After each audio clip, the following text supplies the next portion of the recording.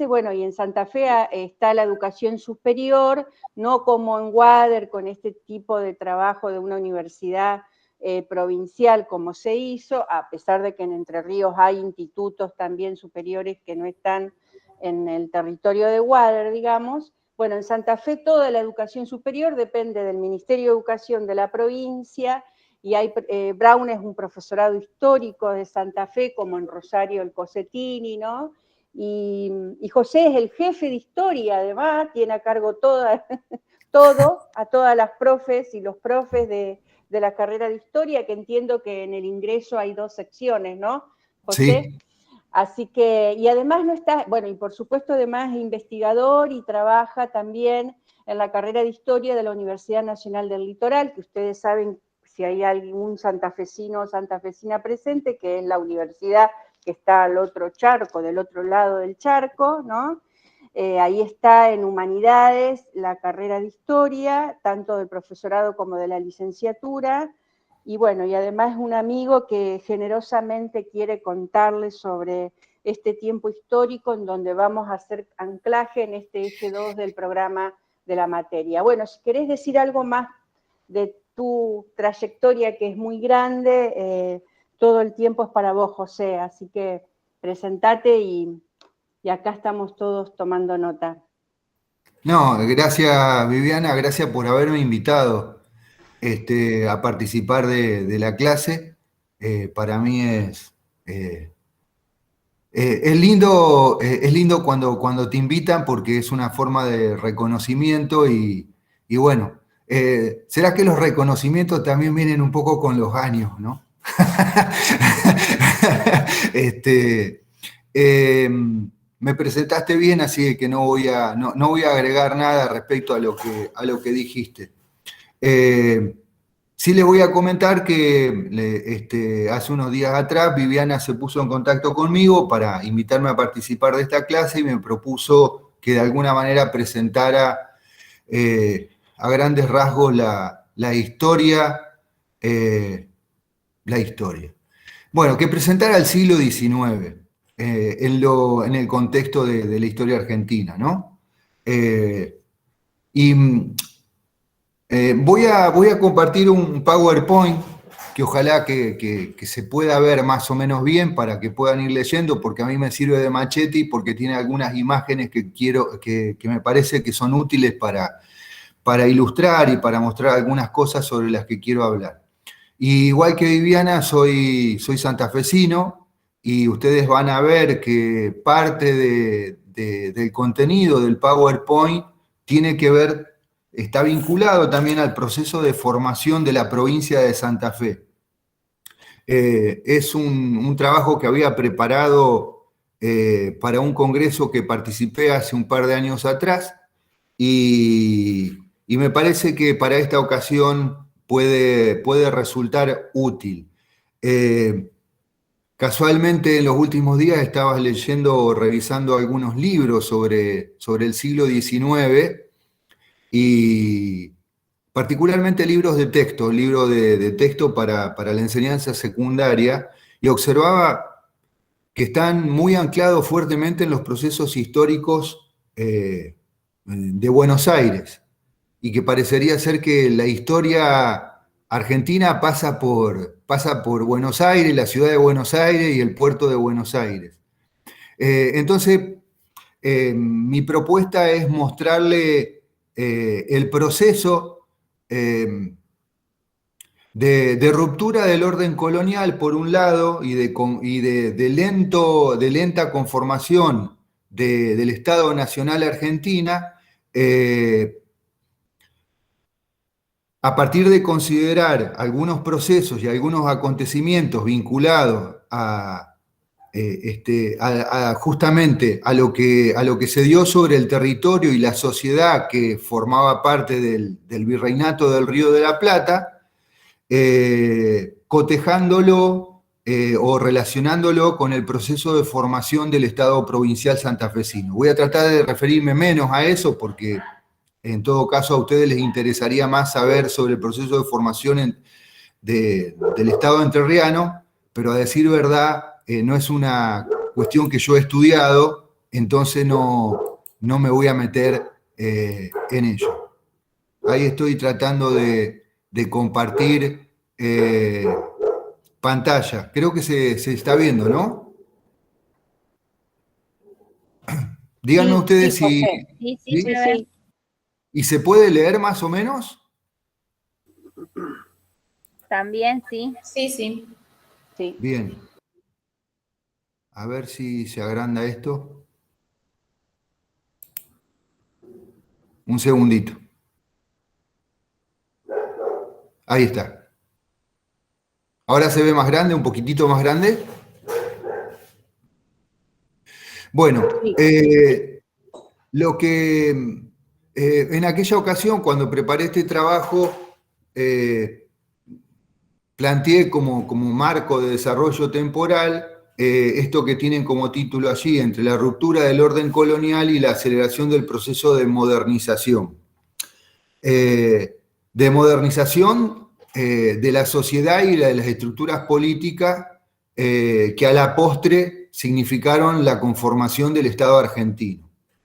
Si nos situamos cronológicamente en 1810, y digo 1810 porque justamente es el año en que estallan los procesos revolucionarios e independentistas en las colonias españolas, significa justamente el fin del dominio colonial español. Nosotros cuando hablamos de 1810 referimos fundamentalmente a la Revolución de Mayo, ¿no? Como el momento icónico, como el momento de ruptura del orden colonial en la región del Río de la Plata y el inicio de un proceso que va a llevar a las poblaciones que formaban parte del Virreinato del Río de la Plata hacia la independencia. Hay una cuestión importante que debemos tener en cuenta y que, digamos, los actores que participan de la historia, de alguna manera tienen intereses, tienen ideas, tienen proyectos que van poniendo en práctica en un determinado momento, pero no saben a futuro exactamente cómo va a resultar todo eso.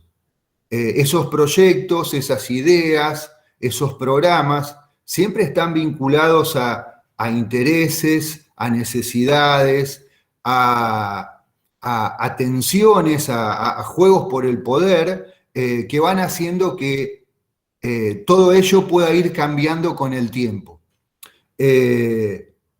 Como seres humanos, tenemos la condición de poder tomar algunas decisiones en el contexto del presente, pero no sabemos del todo, no tenemos claro del todo, sobre todo cuando se trata de procesos sociales y no individuales, cómo resultarán esas decisiones y esas iniciativas que tomamos a futuro, más allá de que desde el punto de vista político siempre se trata de prever lo que puede llegar a suceder.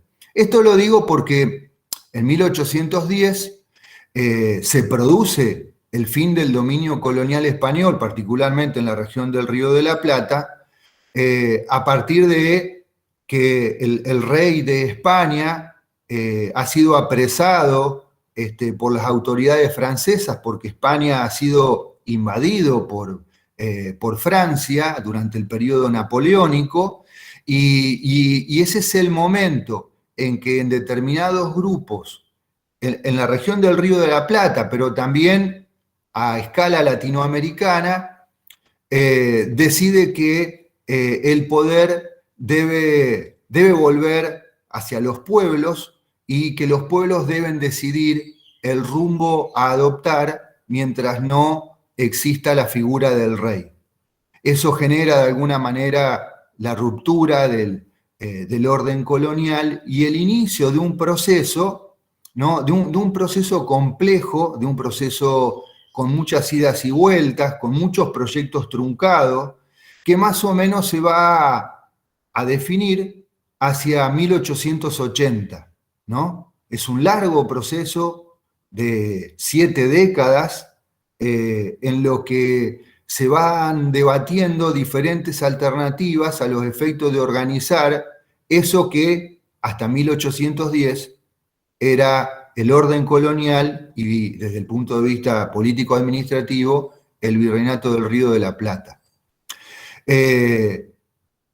La ciudad de Santa Fe para esa época, y digo la ciudad porque la provincia no existe todavía, es intervenida por el gobierno revolucionario de Buenos Aires, así como son intervenidas otras ciudades que dudan, que no se prestan al juego revolucionario de manera decidida o que en todo caso intentan resistirlo, ¿no?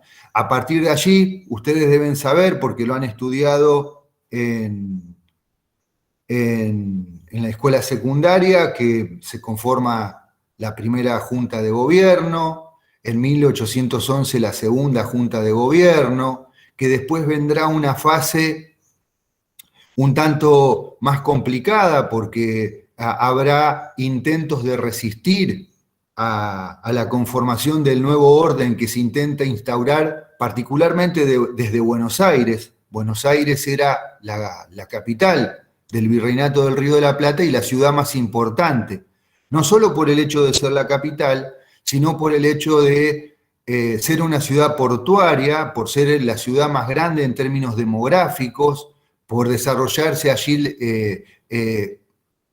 actividades económicas muy importantes que le permitían constituirse en un polo de poder muy significativo. Y en función de eso, bueno, Buenos Aires de alguna manera se convirtió en quien fue impulsando y dando ritmo al proceso que se inició a partir de allí.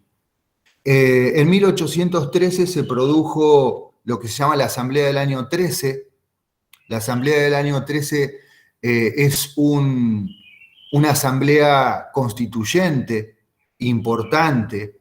Se toman decisiones muy importantes porque en el contexto de reformular el orden, crear un nuevo orden, quienes están a cargo de eso, los que pretenden constituir ese nuevo orden tienen que establecer relaciones con grupos, por ejemplo, que hasta ese momento se veían en condición de esclavitud, o con grupos que se veían a desarrollar trabajos forzados, como por ejemplo los indígenas.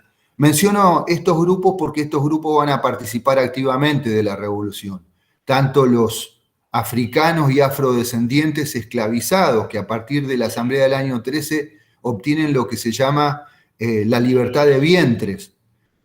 Y eso significa la posibilidad de que los hijos nacidos de esclavos a partir de esa fecha puedan obtener la libertad. Y por el otro lado, también es importante la Asamblea del año 13 porque se termina con las formas de trabajo forzado que los españoles habían obligado a desarrollar a los aborígenes, ¿no? La mita, el yanaconazgo y la encomienda, que eran formas de trabajo forzado a través de los cuales los españoles aseguraban mano de obra.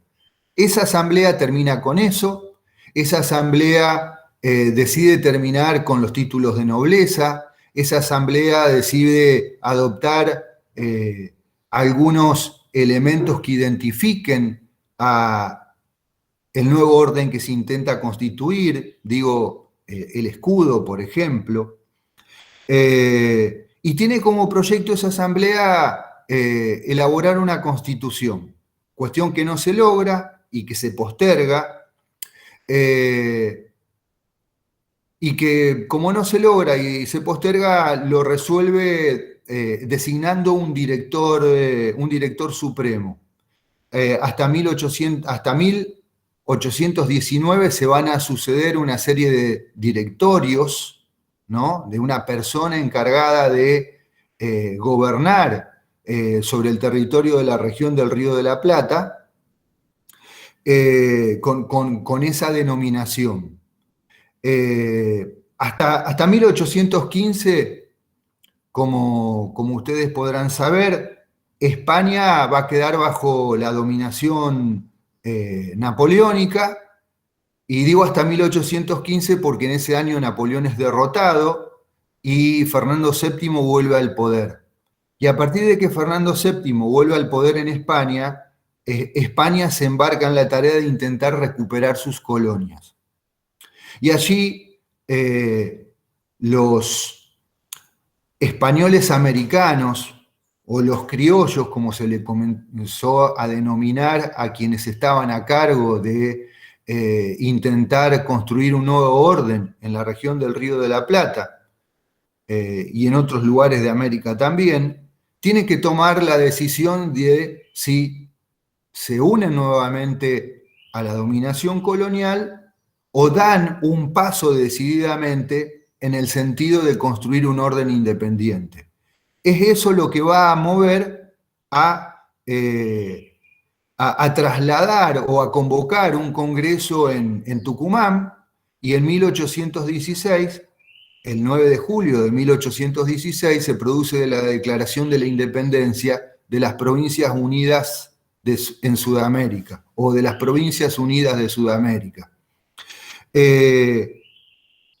La declaración de la independencia es, sin lugar a duda, un hito sumamente importante porque hay una definición total de no retorno al orden colonial y enfrentar, ¿no es cierto?, la resistencia que los españoles van a intentar llevar adelante para restituir sus dominios a España. Las guerras de independencia ya para 1816 han comenzado y se van a extender hasta 1825. En realidad, una parte importante de las guerras de independencia se van a librar a partir del 1816, 1817, en otros territorios, en territorios ajenos, podríamos decir, a lo que después se va a conformar como la República Argentina.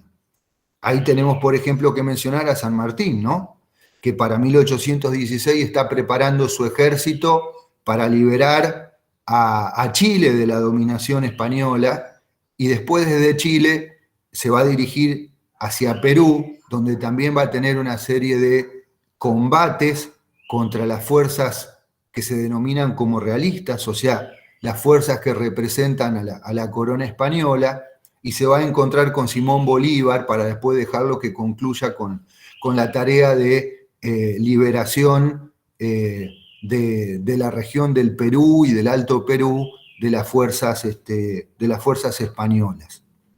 Eso forma parte de las guerras de independencia. Mientras todo eso está sucediendo, y una vez declarada la independencia, en 1816 y en los años que le continúan, se discute acerca de cómo organizar el Estado y el gobierno que reemplace al orden colonial, ¿no? Eso se va a intentar resolver con la sanción de una constitución en 1819, que va a tener un carácter fuertemente centralista. Cuando digo un carácter fuertemente centralista, estoy tratando de decir, o estoy tratando de significar la vocación de quienes han promulgado esa constitución de constituir un poder que desde algún lugar controle férreamente la política y el destino de las provincias que recién a finales de la segunda década del siglo XIX se están comenzando a conformar. Hace un ratito hablaba de las ciudades, porque básicamente se trataba de eso, de ciudades en torno de las cuales controlaban un pequeño territorio rural. A partir del 19, del 20, van a comenzar a constituirse las provincias también. Pero antes de hablar de las provincias, es importante decir que esta sanción de la Constitución de 1819 va a ser rechazada justamente por un conjunto de provincias, porque tienen otros proyectos y porque defienden fundamentalmente la autonomía.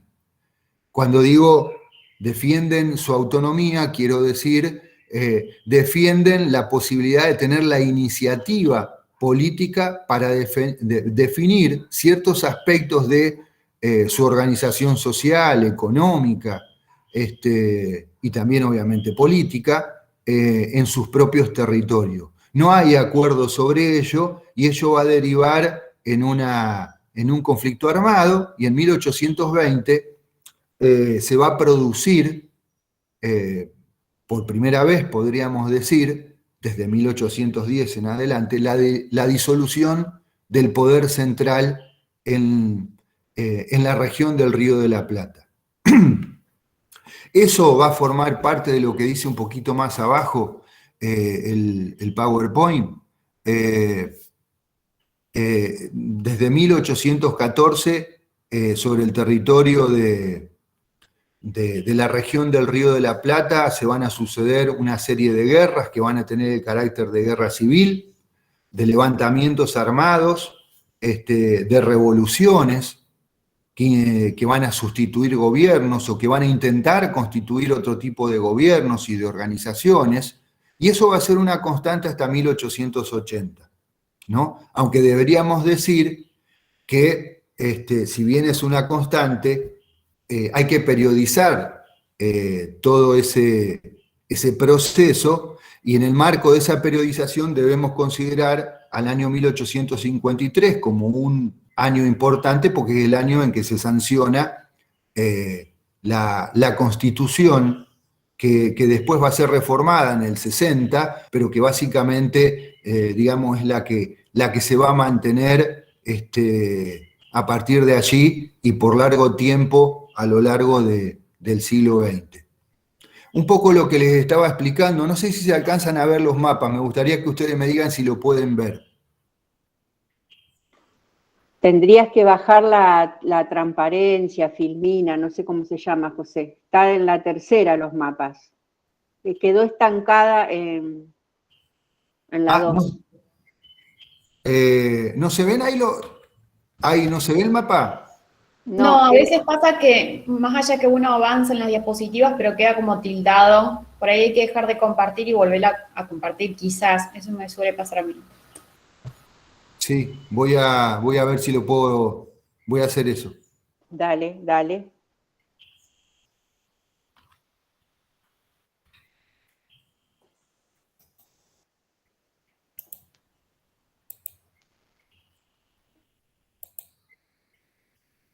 Ahí, ¿ustedes siguen viendo? ¿O ya no ven la diapositiva? No, no se ve. Por ahora no. A ver, voy a ver si alguna cosa mal hice. Un segundito.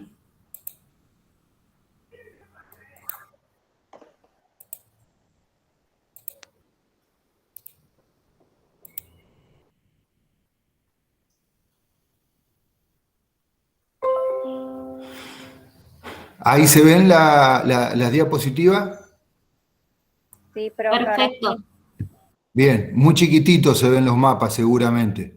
Pero bueno, lo que les quería mostrar básicamente es lo siguiente. En el mapa que está del lado izquierdo, ustedes podrán observar América del Sur, ¿no? Antes de 1810, los dominios españoles en América del Sur se dividían en virreinatos y capitanías generales. Lo que está en color amarillo, ¿no? Y que ocupa lo que hoy sería el territorio argentino, junto con Uruguay, Paraguay y Bolivia, es lo que se denominaba como el Virreinato del Río de la Plata. Hacia la izquierda, lo que vemos pintado de lila es la Capitanía General de Chile. Y un poco más al norte, ¿no? Lo que, pintado de rosado, lo que vemos es el Virreinato del Perú. Lo que quería significar es la gran extensión que ocupaba el Virreinato del Río de la Plata. como parte del Virreinato del Río de la Plata, teníamos los actuales territorios de Argentina, Bolivia, Paraguay, parte del Brasil y Uruguay. Producida la revolución, poco tiempo después, nos vamos a encontrar con que ya eso que era el mapa que estábamos viendo del Virreinato del Río de la Plata, va a tener otras características. Aquí sobre el mapa de la derecha seguimos viendo el Virreinato del Río de la Plata. Lo que quería señalar al mostrarle este mapa es que todo el espacio que está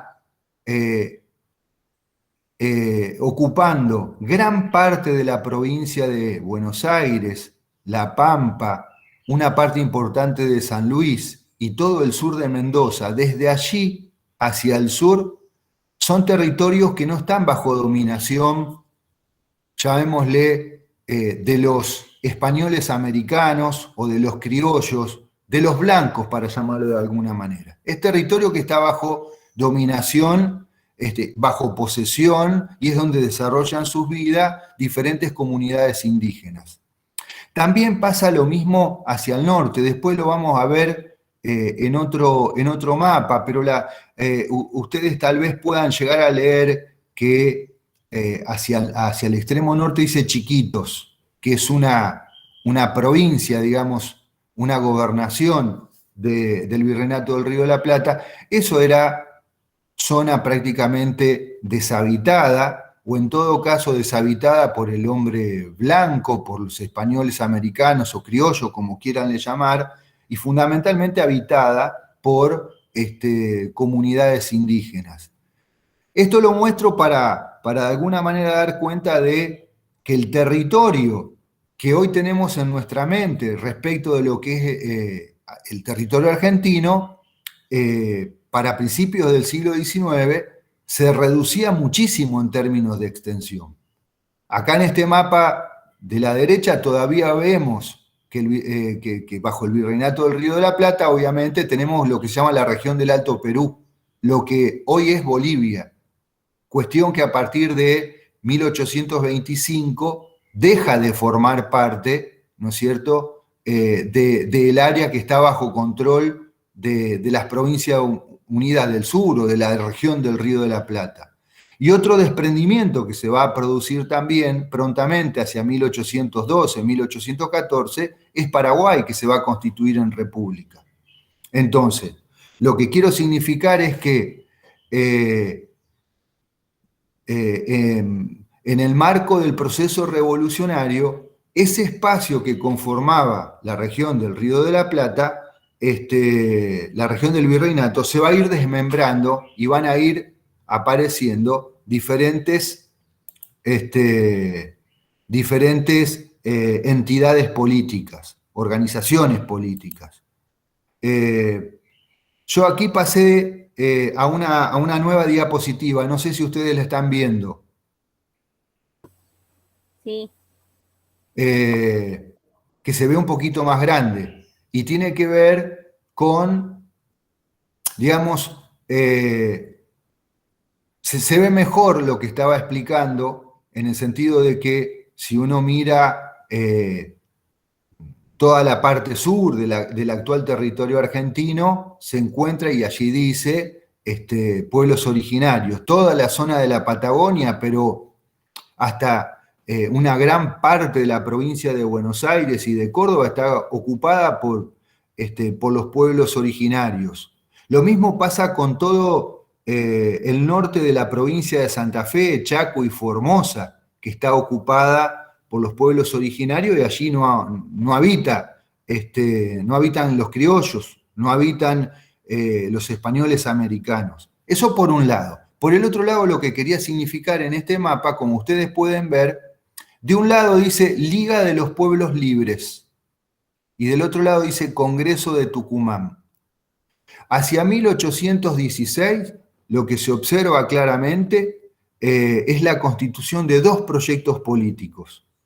Uno es el que está conducido por José Gervasio de Artigas, un caudillo, un líder político uruguayo sumamente importante, que logra, digamos, articular alianzas con las autoridades entrerrianas, correntinas, santafesinas y cordobesas, y conforma hasta 1820 lo que se denomina como la Liga de los Pueblos Libres. Tienen un proyecto de construcción de un Estado que es diferente a aquellos que se reúnen en el Congreso de Tucumán, ¿no? Y aquellos que se reúnen en el Congreso de Tucumán, primero van a, digamos, en términos políticos, en términos de cómo construir un nuevo orden y un nuevo orden político particularmente, están pensando en la constitución de un sistema monárquico. San Martín y Belgrano, por ejemplo, son dos actores importantes que escriben notas a los congresistas que participan en Tucumán y que plantean que lo más conveniente para la región es adoptar una monarquía. Mientras que para los hombres de la Liga de los Pueblos Libres, comandado por Artigas, de la cual también participa Ramírez en el caso entrerriano, y participa Estanislao López por el lado santafesino, están pensando en la constitución de una república. El proyecto de la Liga de los Pueblos Libres se va a desvanecer y hacia 1820 Artigas va a ser fuertemente combatido por las fuerzas porteñas fundamentalmente, y va a tener que replegarse él con parte de sus tropas hacia Paraguay, no va a poder retornar al territorio y el proyecto va a quedar truncado.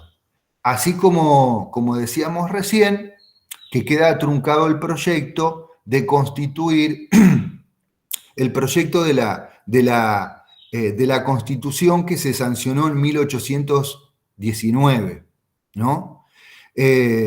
También en 1819, en el caso santafesino, se sanciona un estatuto provisorio para la provincia de Santa Fe. Ese estatuto provisorio es considerado como la primera constitución de Santa Fe. En el caso entrerriano va a haber que esperar a 1823 para que se dé una constitución. Es en torno a 1820 cuando esas ciudades del antiguo periodo colonial comienzan a conformarse como provincias. Y de nuevo, si ustedes prestan atención al mapa, van a poder ver que pintado de gris aparece la zona controlada efectivamente por los blancos, y hay un extensísimo territorio hacia el norte y hacia el sur que está en posesión de los aborígenes. Interesa mostrarles este mapa porque además allí aparecen los nombres de los que serán las futuras provincias, o lo que se están constituyendo como provincias, para decirlo así, ¿no? Santa Fe ocupa una pequeña porción del territorio. Bueno, Entre Ríos es un caso particular porque abarca prácticamente la totalidad del espacio que actualmente forma parte de la provincia, aunque Entre Ríos va a tener dos zonas bien diferenciadas, ¿no? Una sobre la costa del río Uruguay y la otra sobre la costa del río Paraná. En ese sentido, justamente con la ciudad de Paraná a la cabeza, van a estar fuertemente vinculados los entrerrianos a lo que suceda con la política santafesina, mientras que los de la otra costa, los de la costa uruguaya, van a estar en la zona de lo que se denomina como el oriente entrerriano. Por ahí alguno de los que me está escuchando puede explicar un poquito mejor esta cuestión. Supongo que han sentido hablar del oriente entrerriano, por ejemplo, y uno de los actores políticos más importantes que va a aparecer a partir de la década del 30, del 40, justamente se sitúa allí. ¿A quién me estaré refiriendo? Digo, un actor político que va a jugar un papel muy importante, sobre todo a principios de la década del 50 y durante la década de 1850 y que proviene del oriente entrerriano.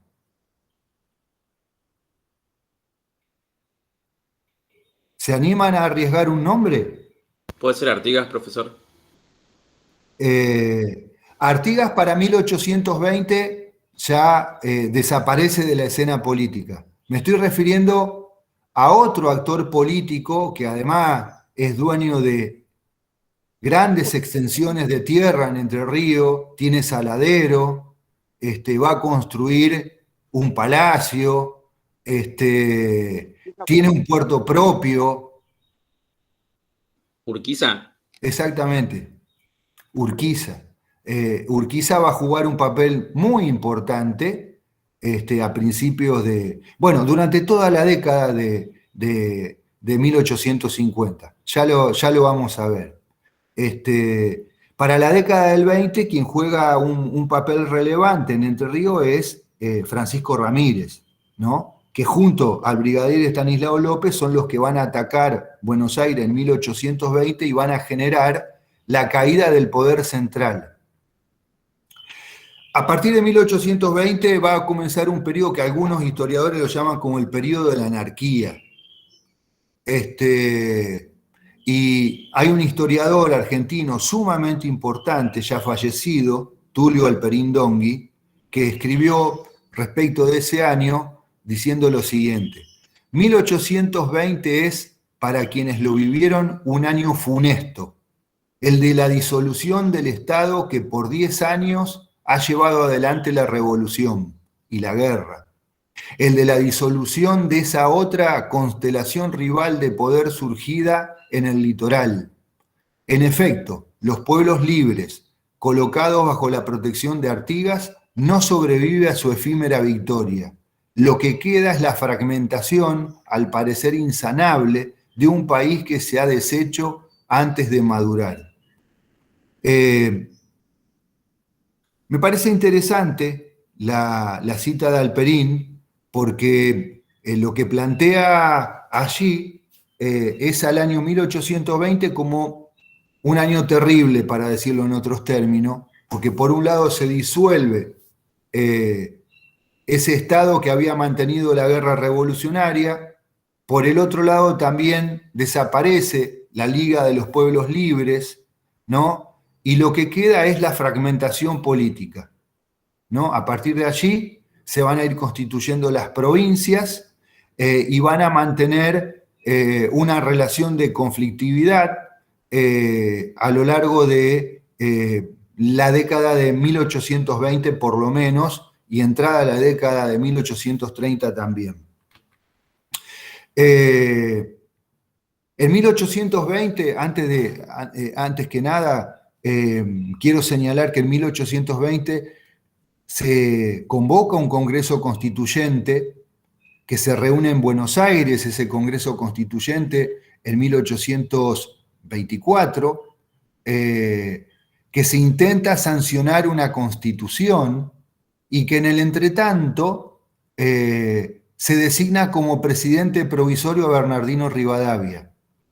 Bernardino Rivadavia va a asumir la presidencia hasta 1826, que va a ser el año en el cual tenga que renunciar. Y la Constitución que se va a ensayar y que se comprometen los convencionales constituyentes antes de sancionarla, ponerla a consideración de las provincias, justamente cuando se las ponga a consideración de las provincias, también va a ser rechazada y considerada como una constitución que centraliza demasiado el poder y que impide el desarrollo de las autonomías provinciales.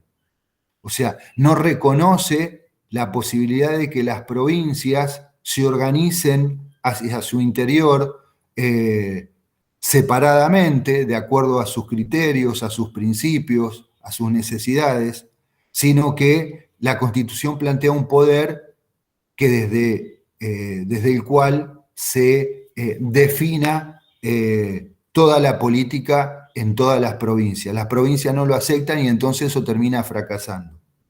Entre tanto, durante la década del 20, desde 1821 hasta 1828, Brasil ha invadido Uruguay y eso ha generado una guerra de la cual participan ejércitos de la región de Buenos Aires con auxilio de Santa Fe, de Entre Ríos, para tratar de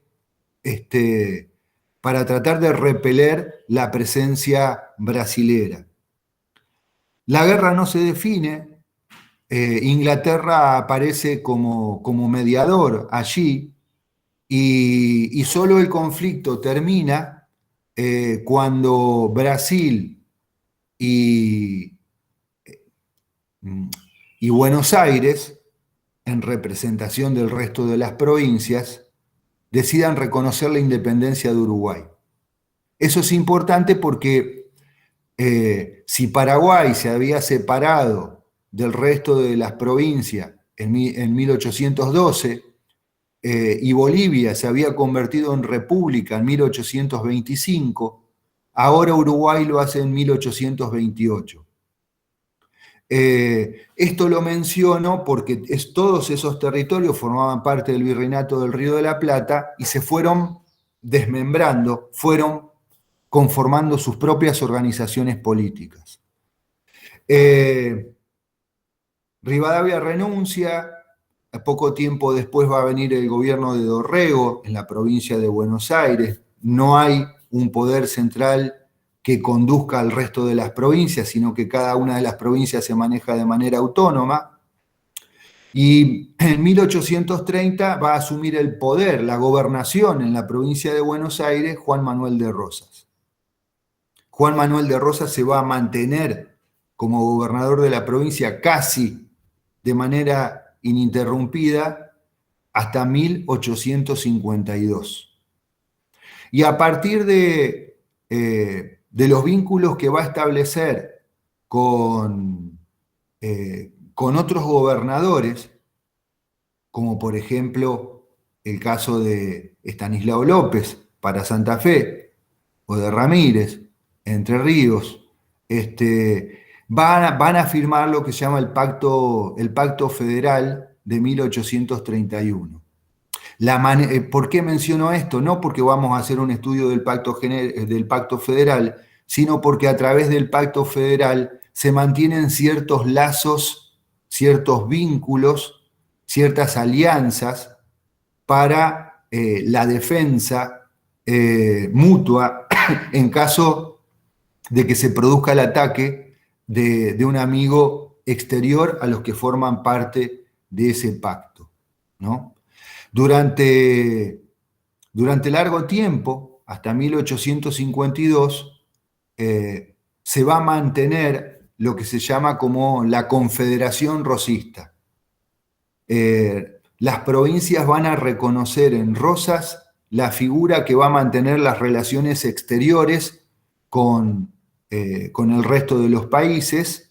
Rosas va a reconocer en cada provincia el derecho a su autonomía, en el marco de el triunfo, por decirlo de alguna manera, de las posiciones federales, ¿no? Rosas se reconocía como un federal, los caudillos del litoral se reconocían como federales, y a partir de la influencia que estas autoridades políticas pudieron llevar adelante, se fueron estableciendo gobiernos que respetaban esa condición. Hubo un proyecto encarnado por el general Paz a partir de la Liga de los Pueblos del Norte de querer constituir un sistema unitario hacia 1831, que nuevamente fracasó, ¿no? De nuevo, menciono esto porque lo que estoy tratando de mostrar es que, fíjense que todavía no hablé de Argentina, o en todo caso, cuando utilicé la palabra Argentina, la utilicé para, en un sentido de futuro, pero no de presente, porque ninguno de quienes vivían en estos tiempos todavía estaban pensando en la Argentina como lo pensamos hoy. En todo caso, para algunos la constitución de un Estado era un proyecto, pero ese proyecto todavía no se había encarnado, todavía no se había llevado a cabo. Como tampoco, digamos, se había conformado estrictamente, estaba en proceso de conformación eso que definimos como nación, no como Estado, sino como nación. Cuando me refiero a nación, digo un sentimiento, el hecho de sentirse parte de una comunidad que justamente comparte rasgos que le dan una identidad propia. Eso está en proceso de conformarse durante todo este tiempo. Y la unificación de estas provincias en un solo Estado, organizado bajo una forma constitucional, en todo caso sigue siendo un proyecto. Durante todos estos años, particularmente en Santa Fe, gobierna Estanislao López hasta 1838, que se produce su muerte, y después va a seguir su hermano durante gran parte del tiempo que va entre el 38 y el 58, Juan Pablo López. Pero no importa. Lo que me interesa marcar de estos dos personajes es que son dos exponentes de eso que se llamó durante el período como los caudillos, ¿no? Que fueron los que manejaron las distintas provincias. Sin lugar a duda, Juan Manuel de Rosas era un caudillo, Estanislao López fue un caudillo, Bustos en Córdoba fue otro caudillo, Quiroga en La Rioja fue otro caudillo. ¿Y qué significaba ser caudillo? Significaba ser un líder político y social al cual le respondían, por un lado y por sus intereses particulares, los miembros de la élite de la ciudad, en este caso la ciudad de Santa Fe, podríamos decir, pero también a través del establecimiento de redes clientelares, los habitantes del ámbito de la campaña, del ámbito rural. Los caudillos tenían una serie de cualidades y de condiciones que le permitían aglutinar detrás de sí a un número importante de sujetos que se constituían en su fuerza militar, en su milicia. Y eso era un elemento fundamental para poder tener el control sobre el territorio. Lo último que les muestro chiquitito, no sé si alcanzan a ver bien, que hay una zona en la provincia de Santa Fe que está pintada, que está marcada de color rojo. Y ojalá lo puedan leer, digo porque sé que ustedes lo ven más chico que yo. Dentro de esa zona de color rojo se menciona San José del Rincón, Santa Fe, Coronda, San Lorenzo y Rosario. Sin lugar a duda, durante todo este periodo, hasta 1850, la ciudad más importante y más poblada es la de Santa Fe. Rincón es un pueblito de menos de 500 habitantes, Coronda lo mismo, San Lorenzo mucho menos de 500 habitantes, un pequeño caserío, y Rosario también, Rosario es la villa del Rosario, con una escasa población. Rosario se va a convertir en una población importante cuando en la década del 50 se establezca el puerto allí, y entonces la actividad económica que se desarrolla en torno al puerto haga que se vaya poblando rápidamente. Pero si uno compara el espacio territorial que formaba la provincia de Santa Fe hacia 1850 con el que tiene hoy, se dará cuenta de las diferencias, ¿no? ¿Se observa eso en el mapa?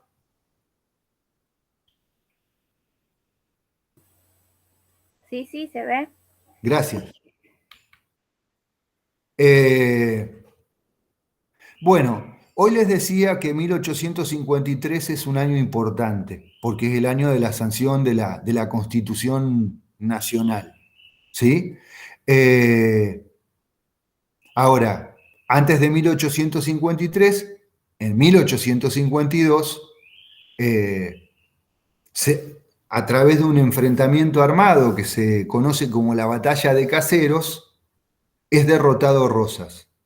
Quien lo derrota a Rosas es justamente Justo José de Urquiza, el gobernador de Entre Ríos, me animaría a decir también gobernador y propietario de una parte importante del oriente entrerriano, que se va a hacer con el poder y que a partir de, y luego de la sanción de la Constitución Nacional en 1853, va a ser elegido presidente, ¿no?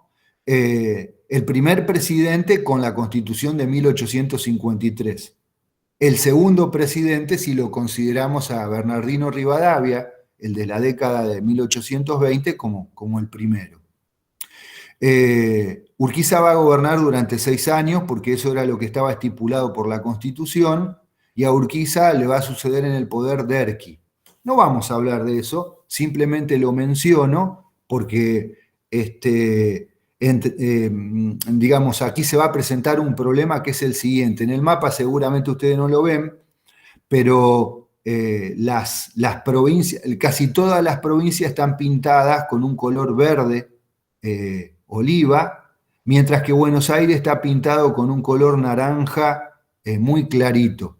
Y eso se debe a que entre 1853 y 1861, Buenos Aires está separada del resto de las provincias. Las provincias han conformado la Confederación. La Confederación tiene capital en Paraná.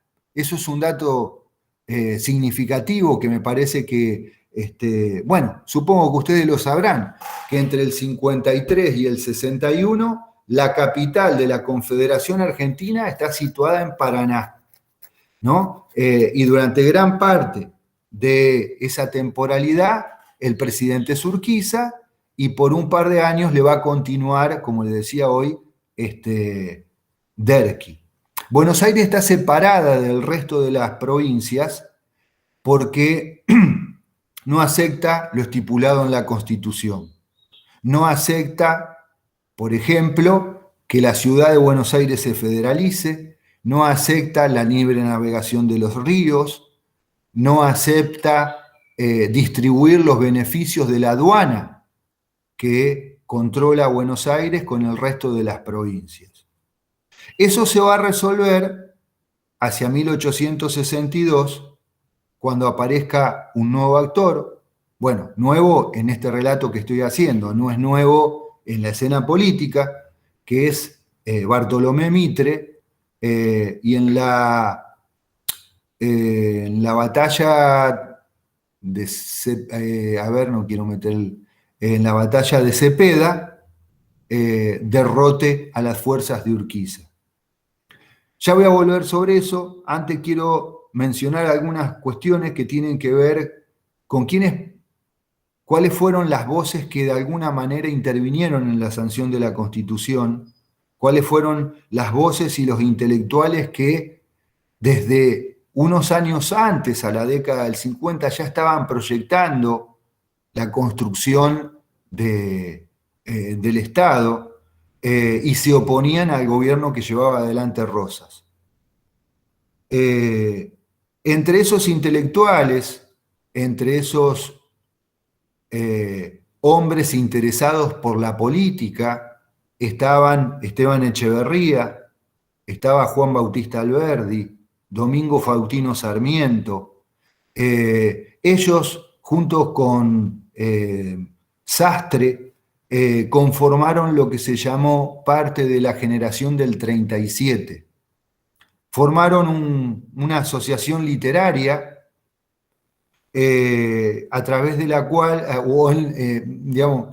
que generaba reuniones, comunicaciones a través de cartas, y la literatura era un poco la excusa para discutir de política y para proyectar ideas acerca de el orden social y político que estos sujetos consideraban que debía dársele a estas sociedades que habitaban lo que antiguamente era el Virreinato del Río de la Plata y ahora era parte de la Confederación, ¿no? Parte de la Confederación Argentina.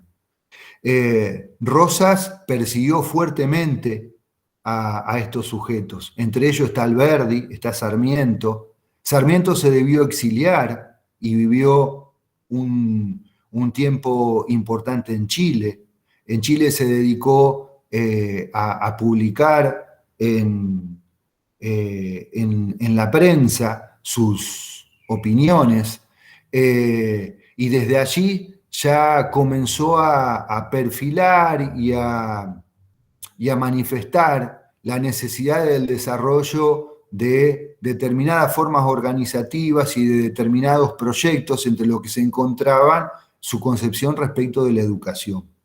Por ejemplo, Alberdi, por otro lado, en los años previos a la sanción de la Constitución, también desde su condición de intelectual y hombre preocupado por la política, viajó y escribió una serie de obras que fueron muy tenidas en cuenta a la hora de sancionar la Constitución. Ambos daban una importancia primordial a la educación. Ambos planteaban la necesidad de desarrollar en lo que sería el futuro país un sistema educativo. Sarmiento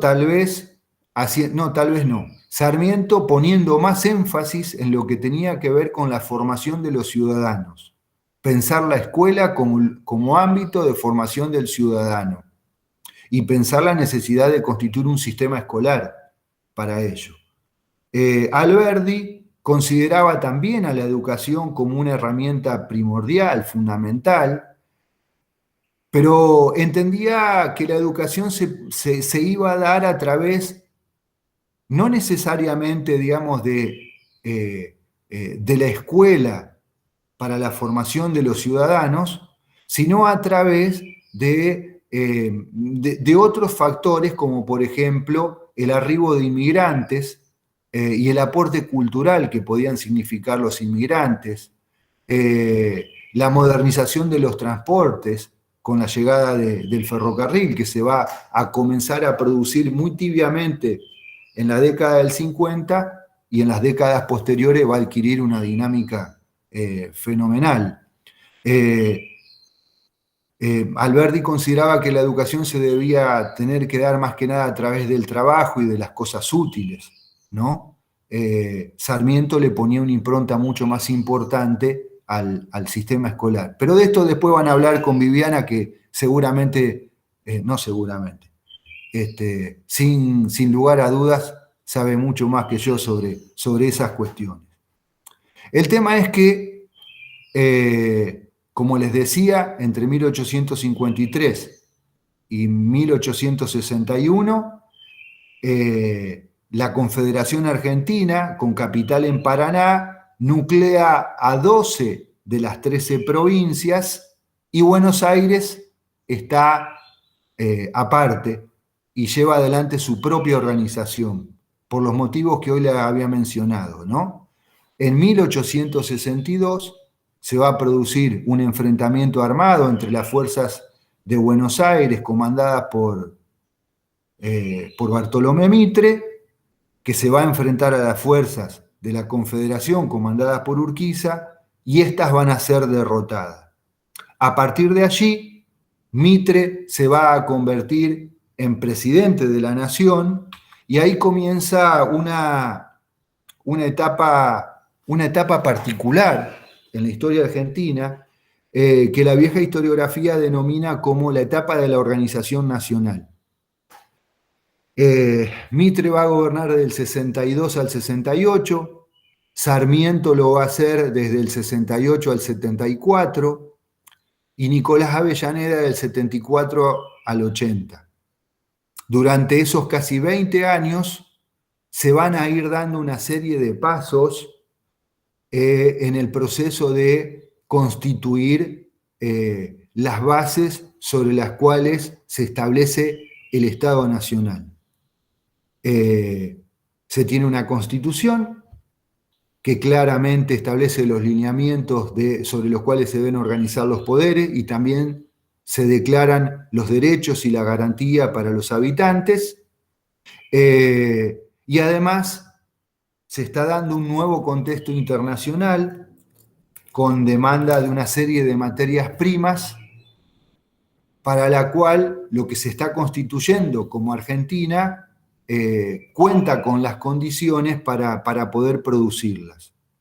Pero eso requiere de pasar a controlar efectivamente el territorio, lo que significa despojar a los aborígenes de la posesión del mismo, y entonces lo que se va a producir en Santa Fe, en Córdoba, en Buenos Aires, en San Luis, en Mendoza, es una paulatina expansión territorial hacia el sur.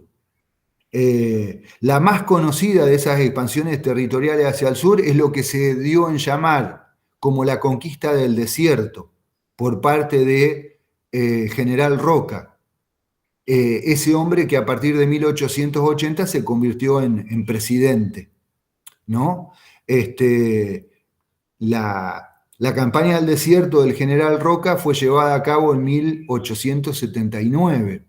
Y a partir de esa campaña, que no fue una campaña a ningún desierto, porque se trataba de una campaña militar sobre un territorio poblado, territorio por aborígenes, que fueron siendo replegados, asesinados, despojados de sus bienes, e impulsados a vivir mucho más al sur, en los territorios que hoy serían, para que nos ubiquemos más o menos, la provincia de Río Negro y de Neuquén.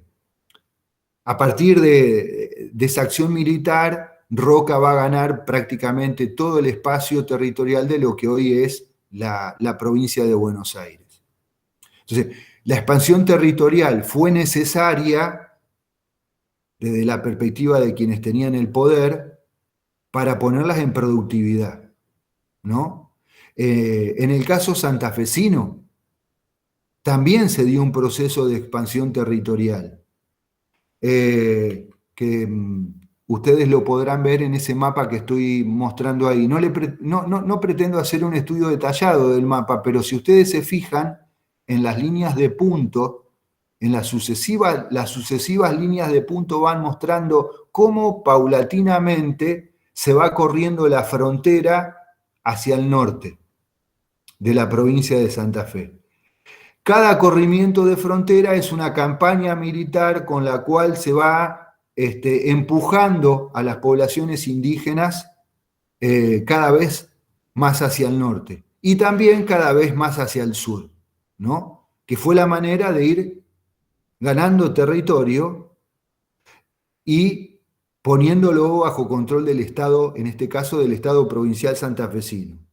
Y de esa manera pasar a poblarlo con colonias agrícolas, ¿no? Y las colonias agrícolas se poblaron a base de inmigrantes. Ahí está la mano de obra que le faltaba al proyecto. El proyecto consistía en una expansión territorial.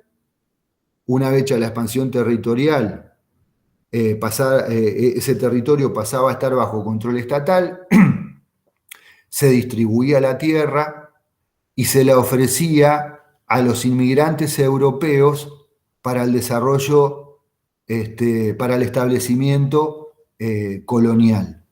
Si bien seguro que ustedes en el mapa no alcanzan a ver casi nada, sí podrán observar en el mapa de la derecha que gran parte de la bota que forma Santa Fe está de color, no sé, naranja clarito, marrón clarito, y en la parte central está fuertemente salpicado de color verde.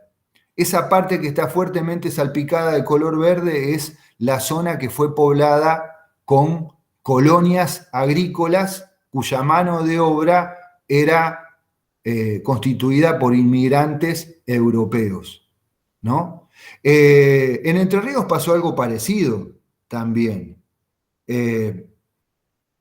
Debo decir que no conozco mucho de Entre Ríos, pero sé que hubo muchos poblados que se crearon a partir de la instalación de inmigrantes europeos, ¿no? Si no me equivoco, en Entre Ríos le llaman aldeas. Aquí le llamamos colonias. ¿Para qué poner en productividad estas tierras? Bueno, justamente para producir aquello que el mercado mundial estaba comenzando a demandar. Pensemos que hacia 1850, 1860, todavía no hay una gran demanda, pero sí va a suceder eso a partir de 1880. En 1880 se produce un boom de la demanda de cereales, fundamentalmente. Santa Fe va a ser una provincia productora de trigo, mayoritariamente, que van a comenzar a ser exportados hacia Europa. Y después, cuando se inventen los barcos frigoríficos, va a comenzar la exportación de carne vacuna en gran cantidad. Antes de eso, la carne se exportaba, pero fundamentalmente lo que se exportaba era carne salada, que se llamaba tasajo, y era fundamentalmente para Brasil y Cuba para consumo de la población esclavista. Al proyecto le faltaba algo, ese algo que le faltaba al proyecto de ocupación de tierras y colonización y puesta en productividad, era justamente la extensión de las vías ferroviarias, que era el instrumento o el medio de transporte a partir del cual la producción pudiera salir por el puerto de Buenos Aires. Entonces, la segunda mitad del siglo XIX se va a caracterizar fuertemente por el desarrollo agrícola-ganadero de Santa Fe, de Entre Ríos, de Buenos Aires, de la Argentina, podríamos decir, de lo que se está constituyendo como Argentina. En ese marco se está constituyendo el Estado Nacional, y en el marco de la constitución del Estado Nacional hay algunos aspectos importantes a señalar que forman parte de ese proceso de construcción, ¿no? La sanción de la Constitución, o mejor, la Constitución del 53 había establecido en su artículo 1 que la nación argentina adopta para su gobierno la forma representativa, republicana y federal. Eso quería decir que quienes gobernaban lo hacían en representación del pueblo y que además se respetaba el régimen federal, se respetaba el régimen autonómico de las provincias. El Estado se organizaba como una república, con división de poderes. El gobierno central iba a estar situado en Buenos Aires. La ciudad de Buenos Aires se federaliza, se convierte en capital federal en 1880, ¿no? Y justamente Julio Argentino Roca, el presidente que se instala en el poder a partir de 1880, lo hace en la ciudad de Buenos Aires, convertida en capital federal. Otra cosa importante para mencionar respecto de esa constitución es lo que dice el artículo 14, que tiene que ver con los derechos que se le reconocen a todos, y que se puede sintetizar eso como el reconocimiento de los derechos civiles, ¿no? Todos los que habitan, sean miembros de la nación argentina, o sea, ciudadanos o habitantes, tienen derecho a trabajar, a ejercer toda industria lícita, a navegar y comerciar, a peticionar a las autoridades, a entrar, permanecer y transitar y salir del territorio, a publicar sus ideas, a usar y disponer de su propiedad, a asociarse con fines útiles, a enseñar y aprender y a profesar libremente su culto. Me parecía importante mencionarle este artículo porque tanto el artículo 1, donde se establece el régimen representativo republicano, como el artículo 14, deberíamos mencionar otros artículos, pero creo que estos 2 artículos bastan como para dar una idea de la tendencia ideológica sobre la cual se construye el Estado argentino, ¿no? Que es, sin lugar a dudas, bajo la marca ideológica del liberalismo. El liberalismo que era, digamos, la ideología imperante de la segunda mitad del siglo XIX. Todos los actores políticos, entre ellos Alberdi, Sarmiento, Mitre, y los presidentes y gobernadores que van a actuar durante el periodo, son liberales. Y estos derechos que están plasmados en el artículo 14 son fundamentales,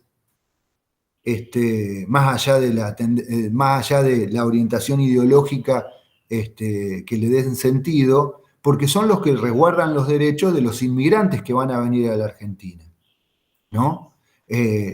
Reconocen una serie de derechos que igualan a todos los que viven sobre el territorio y dan garantías respecto de lo que pueden hacer, ¿no? Bueno, a partir de 1880 comienza en la Argentina lo que se llama el orden oligárquico. Se conforma un grupo social de poder en torno a la actividad agropecuaria, agrícola-ganadera, y los grandes estancieros, los grandes comerciantes de la época, entrerrianos, bonaerenses, santafesinos, cordobeses, junto con los tucumanos y los mendocinos fundamentalmente, son los que van a llevar adelante a través de una política de alianzas el gobierno de la Argentina durante un tiempo importante, por lo menos hasta 1916, que es el momento en que llega al poder Hipólito Yrigoyen, el primer presidente radical. Es justamente, y con esto cierro, a principios de la década de 1880, en 1882, cuando se convoca a un Congreso Nacional Pedagógico, y ese Congreso es convocado a partir de la necesidad de constituir un sistema de educación nacional, y como fruto de ese Congreso Pedagógico, en 1884 se sanciona la Ley 1420 de educación primaria obligatoria y gratuita, que me parece que es importante porque se da en este marco de proceso de formación del Estado Nacional Argentino, ¿no? Bueno, eso era un poco lo que tenía para compartir. Bueno, la verdad, no sé, a ver qué quieren decir los estudiantes, algo para preguntar. Primero, gracias, José. Me anoté un montón de hojas para pensar cosas. ¿Algo para decir, para compartir? Los estudiantes, Que se deben haber aburrido un montón. No, profe, yo quisiera darle las gracias, al igual que la profe Viviana, anoté 3 hojas. Siento que fue una clase muy iluminadora para mí, porque en historia no soy muy buena, pero está bueno poder darle ese marco que siempre necesitamos para trabajar, pensar y reflexionar todo lo que vamos viendo en nuestra carrera formativa. Así que gracias. Bueno.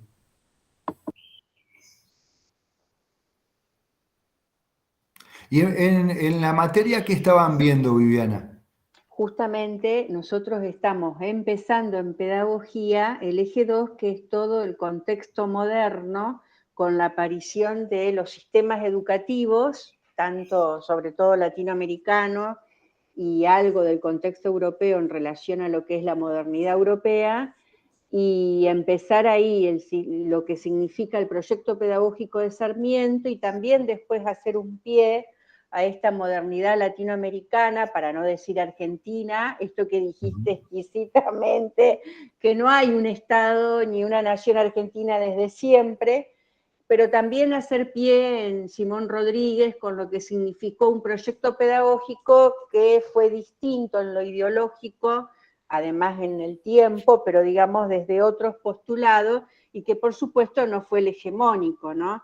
Y Claro. también ver los claroscuros de Sarmiento, ¿no? Que es lo que vamos a empezar a trabajar. Vos sabés que Wader está justamente en la Escuela Normal de Paraná, digamos, ¿no? Ahí está lleno de historia este inicio de lo que significó lo que significa esto de lo que dicen, ¿no?, los investigadores en pedagogía, ¿no?, lo que significó el Estado moderno argentino, en donde, ¿no?, la cultura estaba dada por la alfabetización y el libro, ¿no?, lo que significó esta idea de Sarmiento de civilizar a la barbarie, pero también esto oscuro del exterminio, ¿no?, de los aborígenes, y de que incluso, digamos, hay grupos sociales en ese tiempo, para Sarmiento y otros que pensaban igual, que ni la educación los iba a poder transformar o cambiar, digamos, no estaba ni la categoría de lo humano, ¿no? Entonces, bueno, la idea del telón de fondo tuya, José, es esto de poder ir pensando este tiempo, ¿no?, este espacio, porque no es lo mismo Latinoamérica que el contexto europeo, por supuesto, ni tampoco ser profesores o profesoras habitando Entre Ríos o Santa Fe, o por lo menos esta zona, digo. Y bueno, a veces lamentablemente no es una crítica, o sí, pero digo, la secundaria, ¿no?, da pocas nociones, mira Ivana cómo me hace, ¿no?, ayuda poco a pensar estos procesos, a veces son más líneas históricas que encuadrar los procesos. Entonces, bueno, a veces con las chicas nos asusta un poco esto que a veces no se tiene para el estudiante, más si son de primer año, como para ir pensando procesos pedagógicos en un tiempo moderno, y hay agujeros ahí en cuanto a qué digo cuando digo lo moderno, que vos, cuando hablaste de ferrocarriles, de construcción de país, de toda la política inmigratoria, ¿no?, de lo que todo, la producción, todo esto que lo ideológico de estas ideas de la aparición de los derechos y estas construcciones de lo que significó el liberalismo, los grupos sociales, esto que dice Puigros. Bueno, hablo de pedagogía o de educación, pero bueno, en Latinoamérica hay una, ¿no?, faceta en donde tenemos que hablar de varias piedras en el zapato para pensar en la cultura argentina y en lo que podamos transmitir. Pero bueno, era eso, nosotros estamos empezando el eje 2, que es muy amplio, gordo, porque es trabajar el siglo de los orígenes del sistema, pero a la vez también es dar pie al siglo XX, con todo lo que significa algunas pedagogías más críticas y demás, como lo que va a ser después Freire, ¿no?, que ahora justo se cumplen los 100 años de su natalicio. Pero me parece, no sé chicas qué opinan, pero para mí ha sido un pantallazo, un encuadre, una cuestión muy importante. El contexto de los que investigan sobre la aparición de la escuela normal, esas décadas de Entre Ríos, esta potencia llamada Paraná en ese tiempo, ¿no? Es increíble cómo mientras vos ibas hablando, todo lo que significó la Confederación, digo, cómo esto se fue dando, que no es por casualidad, fíjate, dónde se construyeron las escuelas normales en nuestro país, justamente en estas ciudades, ¿no?, con opulencia. Miriam Soutel va a decir, también hubo dádivas, ¿no?, y buenas o malas relaciones, qué sé yo, con Urquiza para pensar de pronto dónde iban a ir algunas escuelas, digo, pero es un poco estos contextos que la escuela y el sistema educativo no queda fuera, ¿no? También pensaba el presente, José, al escucharte y para cerrar, ¿no? Esto del presente de este siglo, de esta Argentina, ¿no? A veces tan binómica, ¿no? Un poco esta pobreza que tenemos como país, casi la mitad de excluidos, ¿no? Así transitamos, digo, los que somos profe en relación a las poblaciones futuras, las generaciones futuras de nuestras escuelas, ¿no? Digo, cuando hay una mitad que está fuera de un sistema educativo, de un sistema de cultura, de la posibilidad del trabajo, de la posibilidad de la salud, bueno, el contexto de pandemia. Yo digo, fue un tiempo revolucionario también ese siglo XIX, digo, las ideas, por ejemplo, laicistas, ¿no? Las ideas de algún modo, por supuesto, de poder apropiarnos de la cultura, aunque sean proyectos culturales hegemónicos, como el que fue el de Sarmiento, donde ciertas diferencias culturales quedaron lamentablemente debajo de la alfombra, ¿no? O censuradas directamente, pero yo creo que es ese concepto metafórico de Beatriz Sarlo cuando ella escribe en su libro, hablando de la escuela y de su famosa entrevista que hizo una maestra de una escuela normal. Ella dice, ¿no? Esta Argentina o esta escuela moderna son dos caras de una misma moneda, ¿no? Es decir, tenemos esta cosa de todos van a ir a la escuela gratuita, laica, ¿no? Para todos y todas, pero también está esta parte oscura de lo que significó el proyecto hegemónico homogeneizador de lo propio de las culturas, por ejemplo, inmigrantes, de las diferencias, una igualdad rara, ¿no? En los inicios, una igualdad. Bueno, no sé, chicas, si quieren decir algo ustedes, yo, además de agradecerte, por supuesto, José, y que te regrabamos. Bueno, Martín Soto levantó la mano. Sí, profesor, le quería hacer una consulta. Estos espacios literarios, o sea, de los cuales eran parte, por ejemplo, Esteban Echeverría, ¿de alguna forma estuvieron pensados o estaban pensados para ser enfocados en un proyecto así educativo de la época? Mira, no soy un especialista en eso, te voy a contestar con poquitos elementos para tu consulta. Estamos hablando de fines de la década del 30, en pleno apogeo del poder de Rosas. Estos que se reunían en los talleres literarios eran opositores a Rosas, y los opositores políticos a Rosas eran considerados como enemigos, y enemigos a los que se les perseguía. O sea que tenían que actuar en la clandestinidad. No podían abiertamente salir a discutir proyectos políticos alternativos al que estaba imperando en el momento.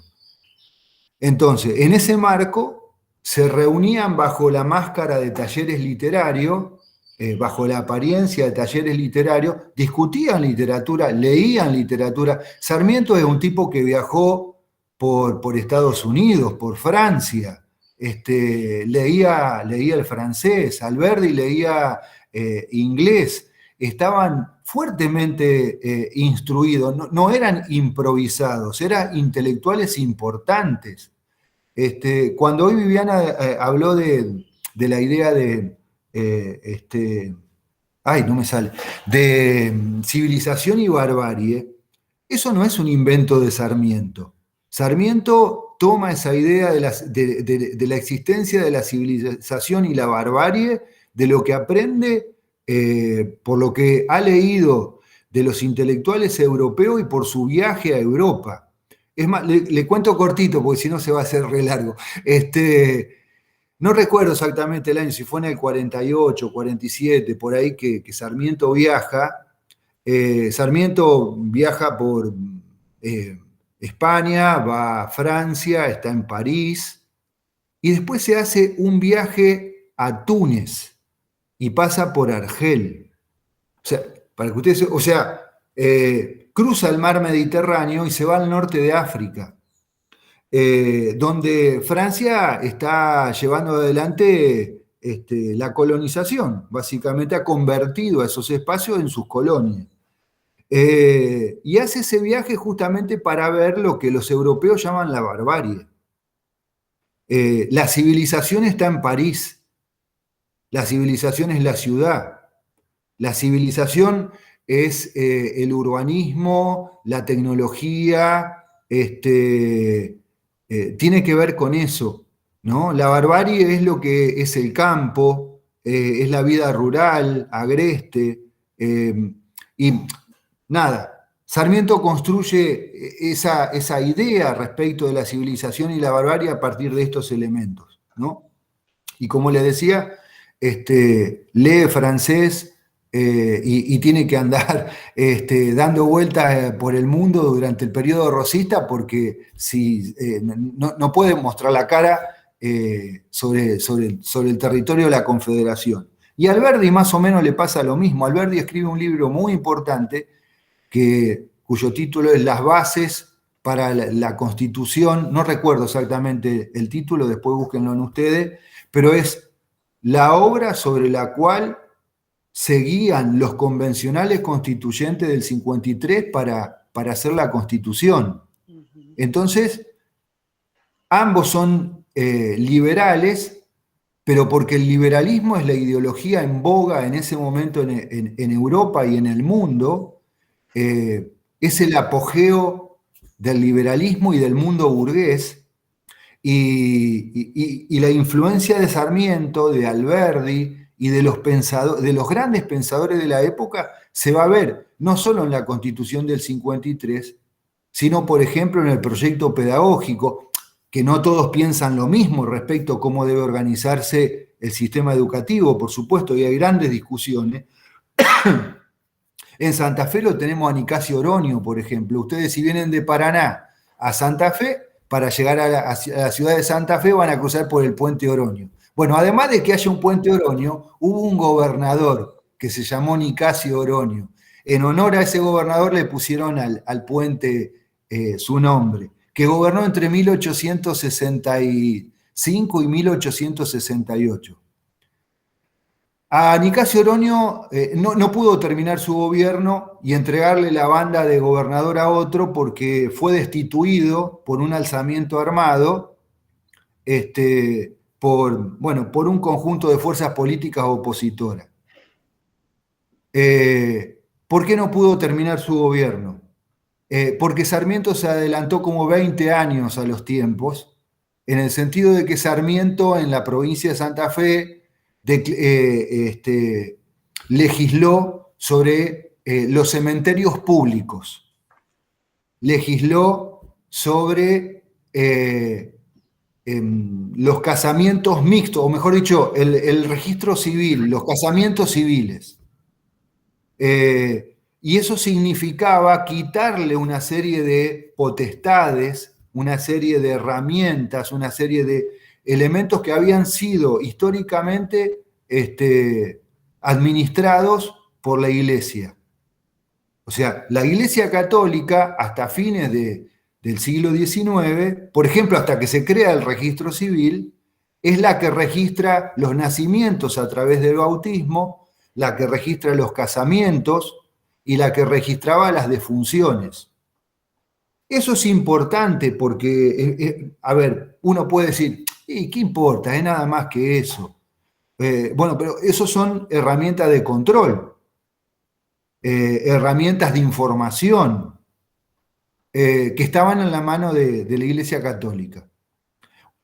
Oronio intenta en la década de 1860 que el Estado se haga cargo de esas funciones. Sobre todo lo hace Oronio porque a Santa Fe fue una de las primeras provincias que llega una corriente inmigratoria numéricamente muy importante. Y dentro de esos inmigrantes hay muchos protestantes.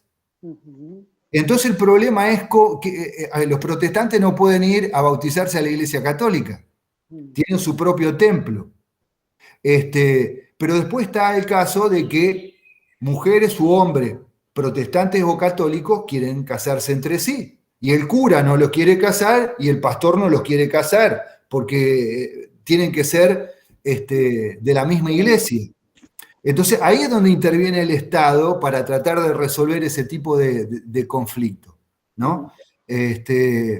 Perdón que me extienda, pero me parece interesante porque, a ver, en el marco de las ideas liberales aparece el Estado tratando de hacerse cargo de funciones que antes estaban, por ejemplo, en la iglesia, para que todos puedan participar de los mismos derechos.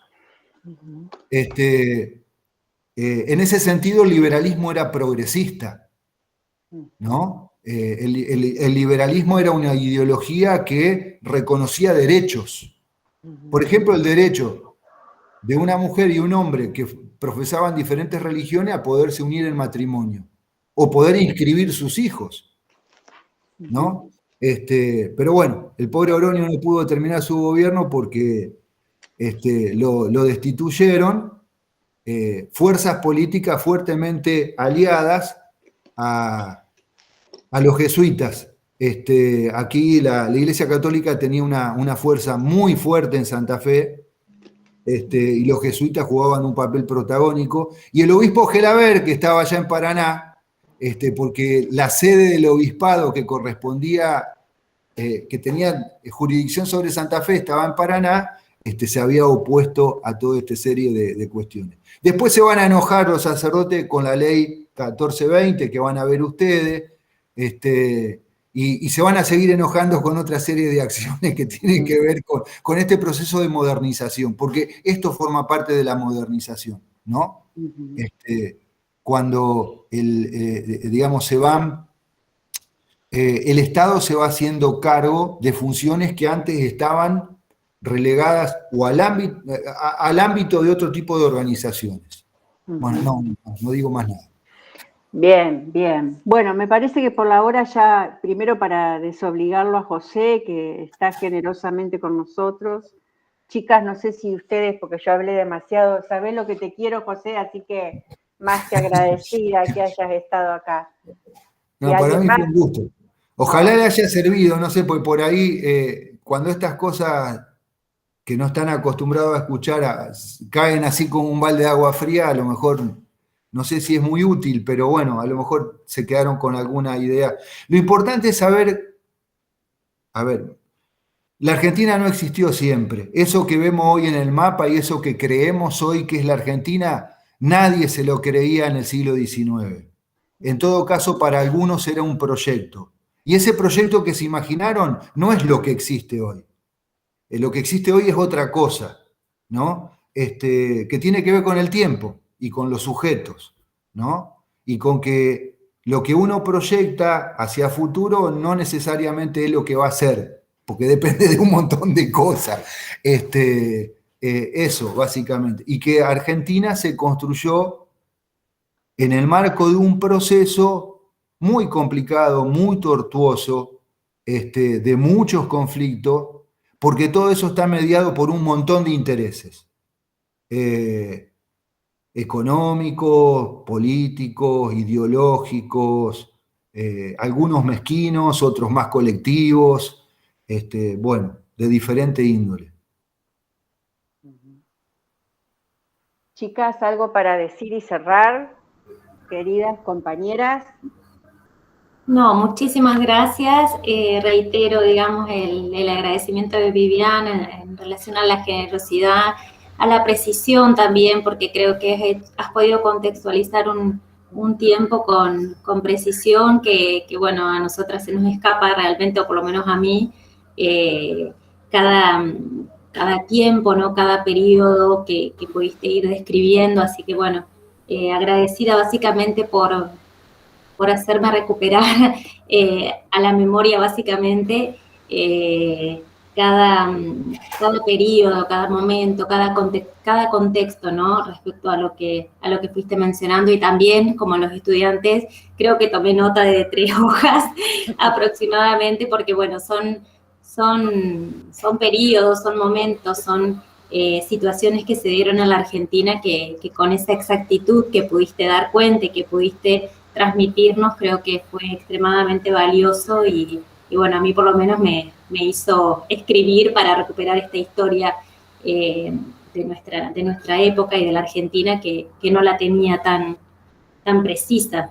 Así que bueno, mil gracias y bueno, creo que fue muy claro y muy generoso y muy humilde también, así que bueno, muy, muy agradecido. Bueno, gracias. Muchas gracias, profe, estuvo muy buena la charla. Bueno, gracias a todos y todas. Tienen clase con María ahora la comisión 3 y o pueden hacer consulta a las otras comisiones, me dijo. A vos. Gracias por estar. A leer, miren que se viene el eje 2. José, un beso. Gracias. Hasta luego, los dejo. Dale, espero verte en un asado, en otra cosa, en otro contexto en breve. Dale, cómo no. Nos vemos. Hasta luego. Nos vemos. Gracias, hasta luego. Gracias, hasta luego. Chau Martín, gracias a todos y profe. todas. Gracias Ivana por quedarse un rato más. No hay problema, gracias. A leer. Sí, gracias. Chau Mili, creo que dice ahí. Bien, no queda nadie más, ya podemos ir dejando la grabación. Bueno, chicas. He puesto dejar de grabar, no sé qué pasó. Acá dice grabando, ¿no? Sí, pero yo había puesto detener.